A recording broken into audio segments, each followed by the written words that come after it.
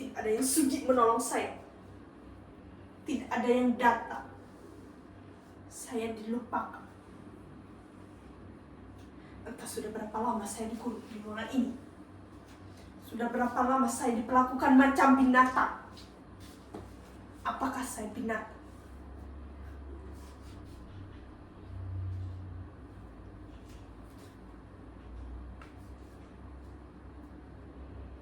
Mudasir? Apakah kamu Mudasir? Mengapa kamu bisa berada di sini, Mudasir?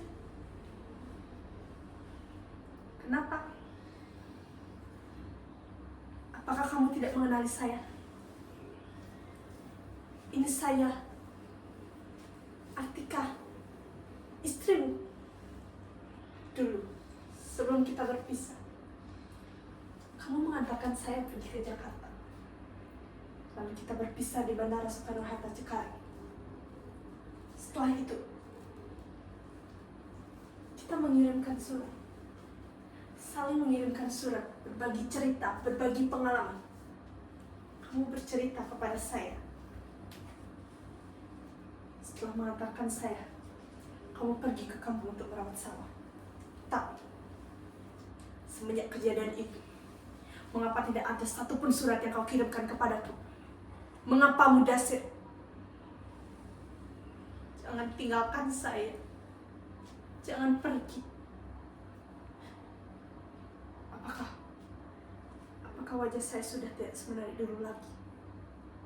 Tapi, dulu kamu sangat sering mengatakan saya cantik. Kamu menyukai saya apa adanya. Kamu sering mengatakan itu, Mudasir. Kamu sering mengatakan itu kepada saya. Tapi saya sadar. Saya tahu wajah saya sudah tidak menarik seperti dulu lagi. Wajah saya sekarang penuh dengan luka, penuh dengan bekas tamparan, pukulan. Saya mengetahui itu. Tapi, kamu menikahi saya lahir batin, kamu Mudasir.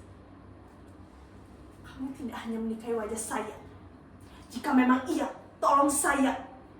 Bantu saya pergi dari sini, Mudasir.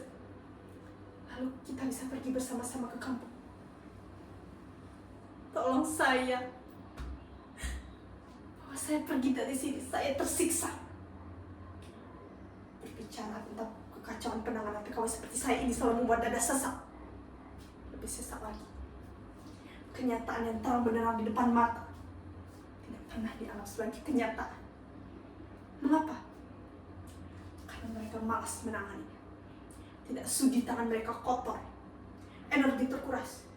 Tapi ketika kita memiliki banyak uang, kita diperas sampai habis tulang sumsum. Tapi ketika kita tidak memiliki uang, terkena musibah, jangan mengharapkan bantuan. Melihat pun mereka tidak sudi. Mereka pura-pura tidak dengar, tidak melihat, dilupakan.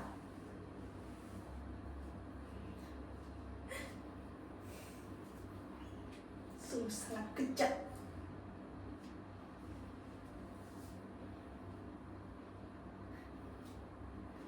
Hal itu membuat saya sangat marah, kecewa.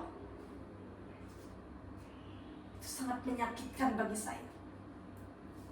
Diperlakukan seperti ini, diperlakukan seperti binatang.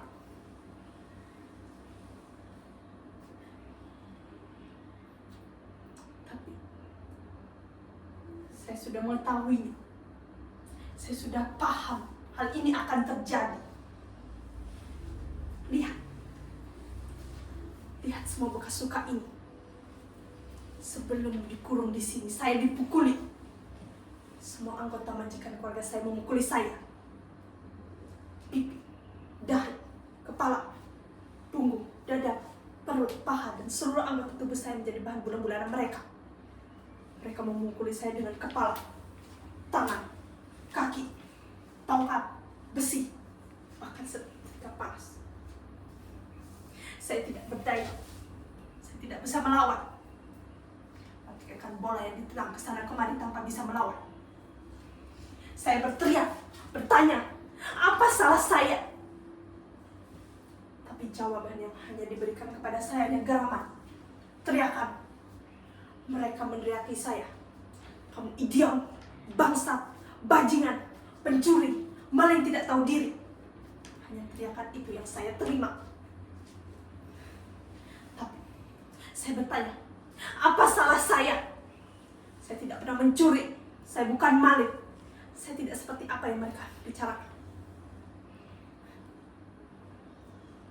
Mudasir, mengapa hanya diam saja?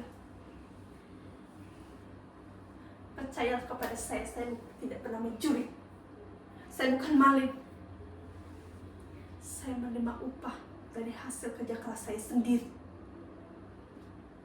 Saya bangun sebelum subuh. Saya merapikan rumah, menyapu, mengepel, mengelap perabotan. Saya mencuci, menyetrika, memasak, menjaga kebersihan rumah ini, menjaga taman. Di rumah sebesar ini, saya sendirian. Saya melakukannya dengan sangat ikhlas, karena saya tahu betul, saya hanya seorang pelayan yang datang dari negeri seberang tanpa bisa menolak apa yang mereka inginkan. Yang hanya bisa saya lakukan adalah bekerja dan bekerja tanpa bisa melawan. Dalam setiap kondisi apapun harus saya terima. Tapi malam itu, majikan laki-laki saya tiba-tiba datang menghampiri saya. Dia seperti mabuk. Saat itu, hanya kami berdua di rumah ini. Di rumah sebesar ini.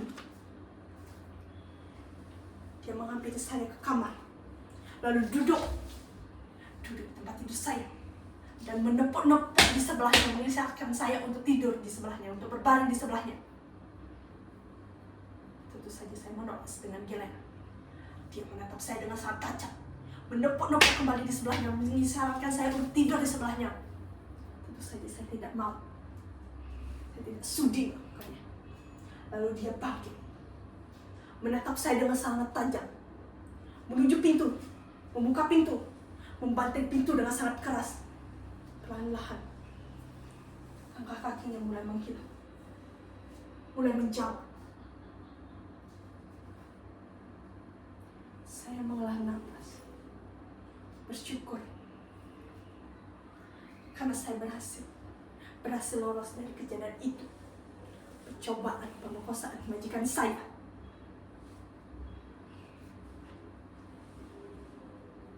Mudasir, mengapa hanya diam saja? Apakah kamu tidak percaya dengan cerita saya? Demi Tuhan saya bersumpah, saya masih suci.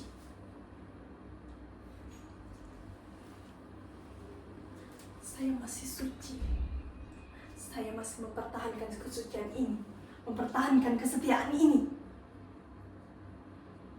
Saya akan tetap mempertahankan kesetiaan ini meski nyawa pun sekalipun taruhannya.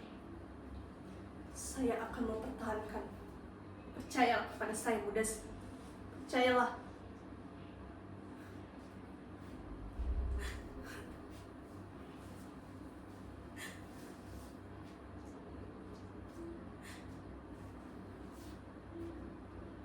Mudasir, dengarkan ini. Dengarkan. Yang saya perlukan saat ini hanya dirimu. Hanya kamu, Mudasir. Nyata atau tidaknya dirimu saya tidak peduli. Hanya kamu yang saya butuhkan di sini. Hanya kamu. Tidak ada lagi harapan saya selain dirimu. Tolong saya. Bertahanlah, Mudasir. Bertahanlah.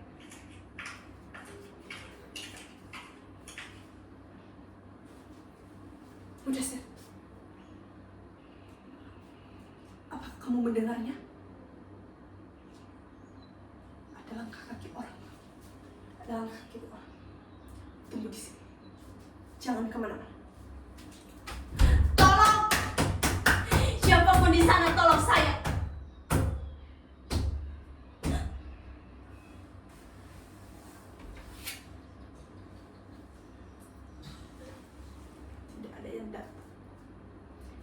sudi menolong saya? Tidak ya, enggak. Mudasir? Mudasir? Mengapa kamu pergi meninggalkan saya? Mengapa semua meninggalkan saya sendiri? Saya tidak berdaya. Tapi sesungguhnya ada apa dengan kalian semua? Ada apa?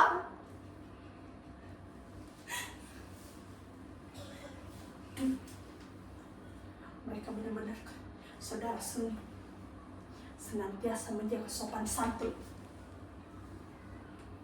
Mereka menghormati, menjaga sopan santun dan belajar banyak dari kita.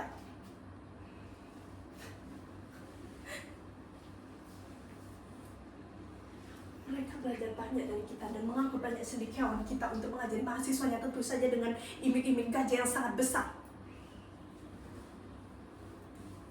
Tapi dalam jangka waktu yang pendek, mereka menjadi bangsa yang kaya, bangsa yang maju, sukses. Mereka mulai menanam berbagai macam modal, menerima berbagai macam modal asing.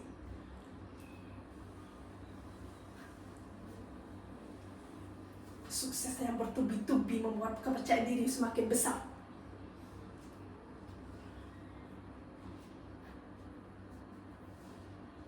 Mereka sadar hanya dengan uang bisa memiliki apa saja.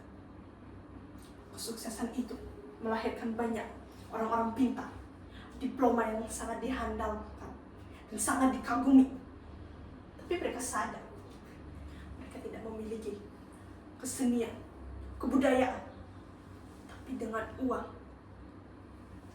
mereka mulai mengangkat banyak seniman, menciptakan berbagai kesenian baru dan mengakui sebagai milik mereka.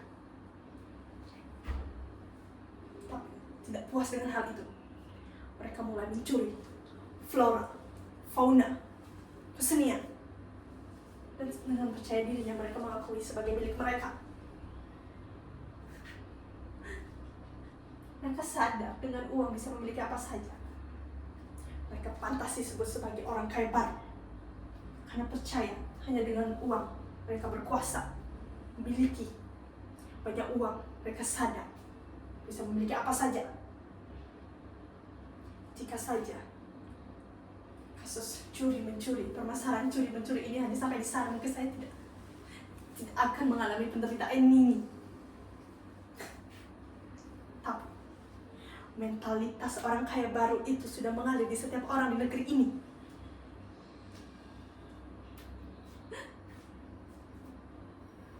Tentu saja mereka yakin bisa menyiksa siapa saja.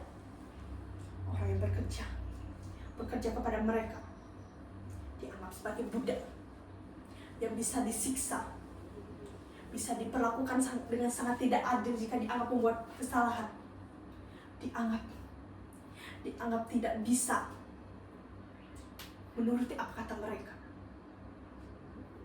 Mereka sudah tidak takut lagi dengan hukum, karena dengan uang mereka bisa membuka mulut hukum.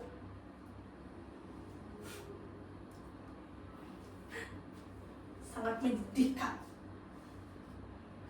uang menutup mata mereka. Dengan uang mereka menjadi seseorang yang sangat kejam, tidak memiliki rasa kemanusiaan. Saya diperlakukan seperti ini, seperti bukan manusia.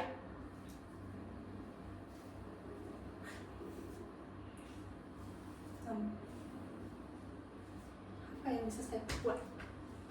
Saya tidak tahu apa yang bisa saya perbuat.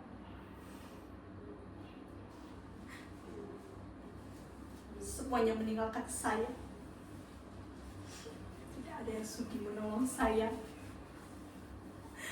Mengapa tidak ada yang sudi menolong saya?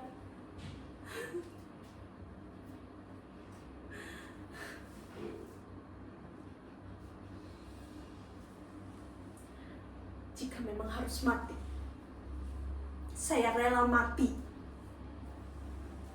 Tapi sebelum itu, Saya harus menceritakan semua yang telah saya alami.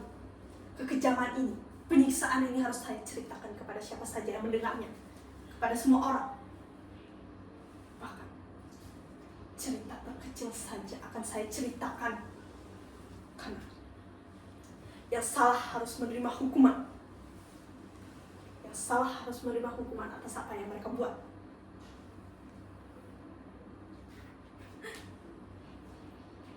Apakah mereka tidak mengetahuinya? Manusia dilahirkan dengan derajat yang sama. Tidak ada manusia yang bisa menyiksa manusia lain. Tidak ada manusia yang bisa mengubah takdir manusia lain. Hanya Tuhan yang Maha Esa yang bisa menentukan takdir seseorang, mengubah takdir manusia. Tapi apa yang saya alami, penyiksaan ini, saya dianiaya, diperlakukan seperti bukan binatang. Adilkah itu? Adilkah itu? Jujur saja, saya sangat lelah mengatakan kata pertolongan. Sudah berapa ratus kali saya mengatakan kata tolong. Sudah berapa ratus kali saya mengatakannya. Tapi apakah ada yang peduli kepada saya? Tidak ada yang menolong.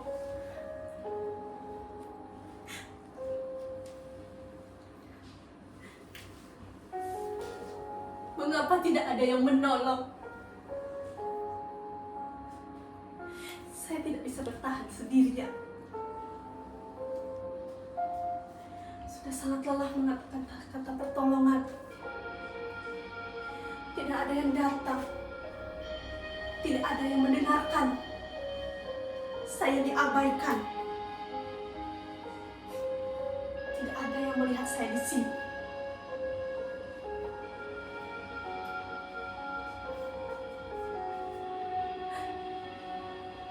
Berkali-kali dianggap bukan manusia, diperlakukan seperti bukan manusia.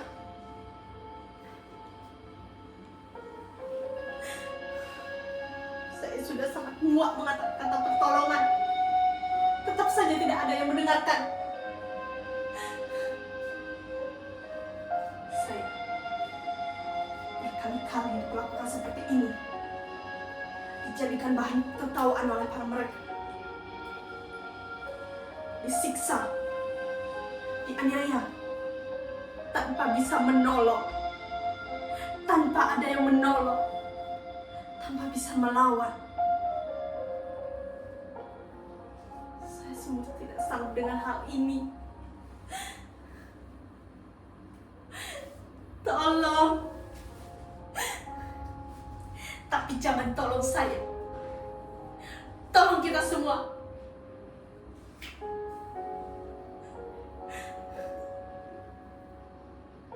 Percuma. Sepertinya percuma saya mengatakan kata pertolongan. Tidak ada yang menolong. Sudah sangat lama saya menghilang.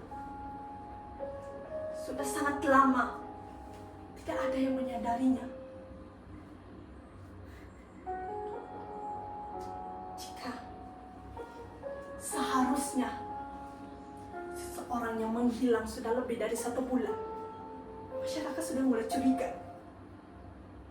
Sudah bisa dikatakan sebagai kasus pembunuhan.